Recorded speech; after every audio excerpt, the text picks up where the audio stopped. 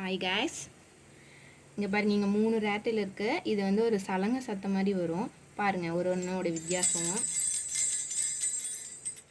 இது பாருங்கள் rainbow colours, இதில் கலர்ஸும் இருக்குது. இதோட சவுண்டை பாருங்கள்.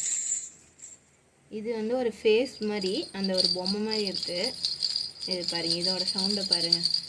இந்த கலர்ஸ் வந்து குழந்தைங்கள ரொம்பவே அட்ராக்ட் பண்ணும். இந்த 3 வகையான ரேட்டில்ஸ் இருக்குது.